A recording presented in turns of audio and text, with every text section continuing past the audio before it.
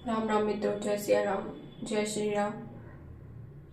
राम लक्ष्मण जानकी जय बोलो हनुमान जी। आज मैं आपको रामचरितमानस बालकांड दोहा नंबर 3 का अर्थ बताने वाली हूँ।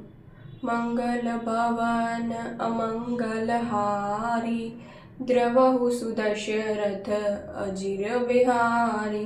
राम सिया राम जय जय राम। रामचरितमानस बालकांड दोहा नंबर 3 में दोहा 3 का अर्थ। मैं संतों को प्रणाम करता हूँ जिनके चित्त में समता है, जिनका न कोई मित्र है न कुछ न शत्रु है, जिसे अंजलि में रखे हुए इस सुंदर फूल जिस हाथों ने फूलों को तोड़ा है और जिसने उनको रखा, उन दोनों ही हाथों को समान रूप से सुगंधित करते हैं। वैसे ही संत शत्रु और मित्र दोनों का ही समान रूप से कल्याण करते हैं। मतलब जो फूल रखे हुए होते हैं, जिसने उनको तोड़ा है उनके हाथ में भी सुगंध होती है, और जिनको उन्होंने रखा है उनके हाथ में भी सुगंध होती है।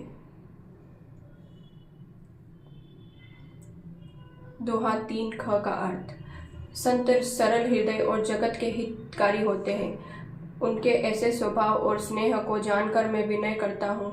मेरी इस बाल विनय को सुनकर कृपा करके श्री राम जी के चरणों में मुझे प्रीति दें। दोहा 3 में चौपाई 1 का अर्थ। अब मैं सच्चे भाव से दुष्टों को प्रणाम करता हूँ। वो तुलसीदास जी दुष्टों को भी प्रणाम करते हैं सच्चे भाव से, जो बिना ही प्रयोजन अपना हित करने वाले के प्रतिकूल आचरण करते हैं। दूसरों के हित की हानि ही जिनकी दृष्टि में लाभ है, जिनको दूसरों के उजड़ने में हर्ष और बसने में विषाद होता है।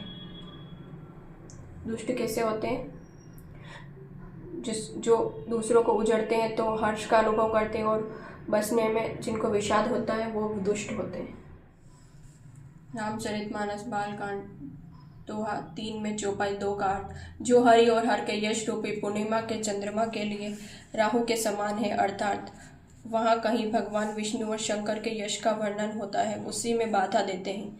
मतलब जहाँ भी भगवान विष्णु और शंकर का यश होता है तो वो बाधा पहुंचाते हैं। और दूसरों की बुराई करने में सहस्त्र बाहु के समान वीर हैं, जो दूसरों के दोषों को 1000 आंखों से देखते हैं, और दूसरों के हित रूपी घी के लिए जिनका मन मक्खी के समान है। अर्थात जिस प्रकार मक्खी घी में गिरकर उसको खराब कर देती है और स्वयं भी मर जाती है, उसी प्रकार दुष्ट लोग दूसरों के बने बनाए काम को हानि करके भी बिगाड़ देते हैं। चौपाई 3 का अर्थ। जो तेज दूसरों को जलाने वाले ताप में अग्नि और क्रोध में यमराज के समान है, और पाप और अवगुणी धन में कुबेर के समान धनी है, जिनकी बढ़ती सभी के हित का नाश करने के लिए केतु पुच्छल तारे के समान है, और जिनके कुंभकर्ण की तरह सोते रहने में ही भलाई है। चौपाई 5 का अर्थ। जैसे ओले खेती का नाश करके अपने आप गल जाते हैं, वैसे ही वे दूसरों का काम बिगाड़ने के लिए अपना शरीर तक छोड़ देते हैं। मैं दुष्टों को 1000 मुख वाले शेष जी के समान समझकर प्रणाम करता हूँ, जो पराये दोषों का 1000 मुखों से बड़े रोष के साथ वर्णन करते हैं। चौपाई 5 का अर्थ। पुनः उनको राजा पृथु, जिन्होंने भगवान का यश सुनने के लिए 10,000 कान मांगे थे।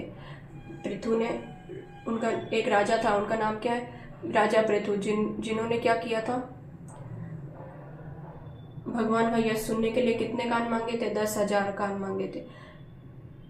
के समान जानकर प्रणाम करता हूँ, जो 10,000 कानों से दूसरों के पापों को सुनते हैं।